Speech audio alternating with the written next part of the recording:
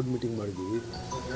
Board ಮೀಟಿಂಗಲ್ಲಿ ನಾವು ದರ ಹೆಚ್ಚಳ ಮಾಡಬೇಕು ಅಂತಕ್ಕಂಥ ಪ್ರಸ್ತಾವನೆಯನ್ನು ಸರ್ಕಾರಕ್ಕೆ ಮುಖ್ಯಮಂತ್ರಿಗಳ ಗಮನಕ್ಕೆ ತರತಕ್ಕಂಥದ್ದಕ್ಕೆ ನಾವು ಒಂದು ರೆಸಲ್ಯೂಷನ್ ಮಾಡಿದ್ದೀವಿ. ಕಳೆದ ಸುಮಾರು 2019ರಲ್ಲಿ ದರ ಪರಿಷ್ಕರಣೆ ಮಾಡಿರ್ತಕ್ಕಂಥದ್ದು. ಆ ಸಂದರ್ಭದಲ್ಲಿ ನಮಗೆ ಡೀಸೆಲ್ ಬೆಲೆ 60 ರೂಪಾಯಿ ಇತ್ತು. ಈಗ 93 ರೂಪಾಯಿ ಡೀಸೆಲ್ ಬೆಲೆ ಆಗಿದೆ. ಮತ್ತು ಸ್ಪೇರ್ ಪಾರ್ಟ್ಸ್ ರೇಟು ಕೂಡ ಜಾಸ್ತಿ ಆಗಿದೆ. ಮತ್ತು ನೌಕರರಿಗೂ ಕೂಡ ಎಲ್ಲ ಸವಲತ್ತುಗಳನ್ನು ಕೂಡ ಕೊಡಬೇಕಾಗಿದೆ ಅವರಿಗೆ. ಮತ್ತು ಅವರಿಗೆ ಒಂದು ಎವರಿ 4 years ಒನ್ಸ್ ಅವರಿಗೆ ವೇತನ ಪರಿಷ್ಕರಣೆ ಮಾಡಬೇಕಾಗುತ್ತೆ. ಅದೆಲ್ಲ ಕೂಡ ಅಗ್ರಿಮೆಂಟಲ್ಲಿ ಆಗಿರ್ತಕ್ಕಂಥದ್ದು. ಲಾಸ್ಟು ಅವರು ಕೋವಿಡ್ ಸಂದರ್ಭದಲ್ಲಿ ಸ್ಟ್ರೈಕ್ ಮಾಡಿದಂಥ ಸಂದರ್ಭದಲ್ಲಿ ಹಿಂದಿನ ಸರ್ಕಾರ ಕಮಿಟಿ ನೇಮಕ ಮಾಡಿತ್ತು.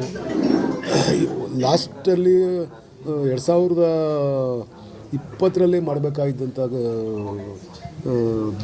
ಅವರ ವೇತನ ಪರಿಷ್ಕರಣೆಯನ್ನು ಹೆಚ್ಚಳವನ್ನು ಇನ್ನೂ ಮಾಡಿಲ್ಲ. ಅದರಿಂದ 2024ಕ್ಕೆ ನಾವು ಅದನ್ನು ಮಾಡಬೇಕಾಗುತ್ತೆ. ಮತ್ತು ಆಯಿಲ್ ಇರ್ಬೋದು, ಸ್ಪೇರ್ ಪಾರ್ಟ್ಸ್ ಇರ್ಬೋದು, ಎಲ್ಲವೂ ಕೂಡ ಜಾಸ್ತಿ ಆಗಿದೆ. ಅದರಿಂದ ನಮಗೆ ಬಸ್ ಓಡಿಸ್ಲಿಕ್ಕೆ ಇದು ಎಸೆನ್ಷಿಯಲ್ ಸರ್ವೀಸು. ನಮ್ಮಲ್ಲಿ ಒಬ್ಬ ಡ್ರೈವರ್ ಒಂದು ದಿವಸ ಬರಲಿಲ್ಲ ಅಂದರೆ ಒಂದು ಬಸ್ ಹೋಗಲ್ಲ. ಒಂದು ಹಳ್ಳಿಗೆ ಒಂದು ಬಸ್ ಹೋಗಲಿಲ್ಲ ಅಂತಂತಂದರೆ ಜನ ಬಿಡಲ್ಲ. ಅದರಿಂದ ಕಾಲ ಗಟ್ಟಕ್ಕೆ ಸರಿಯಾಗಿ ಅದರ ರೇಟ್ ಜಾಸ್ತಿ ಮಾಡ್ಕೊಂಡು ಹೋಗಿದರೆ ಇಷ್ಟೊಂದು ಪ್ರಾಬ್ಲಮ್ ಆಗ್ತಿಲ್ಲ. ನಮಗೆ ಕ್ವಾರ್ಟರ್ ಇಯರ್ಗೆ 3 ತಿಂಗಳಿಗೆ ಈಗ 295 ಕೋಟಿ ರೂಪಾಯಿ ಲಾಸ್ ಇದೆ.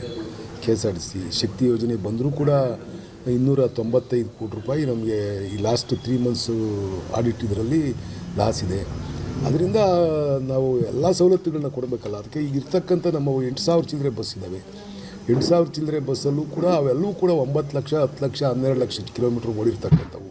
ನಮ್ಮ 440, 450 ಓಲ್ವಾ ಬಸ್ ಇವೆ. ಓಲ್ವಾ ಬಸ್ಸು ಕೂಡ ಸುಮಾರು 20-22 ಲಕ್ಷದವರೆಗೂ ಓಡಿರ್ತಕ್ಕಂಥದ್ದು.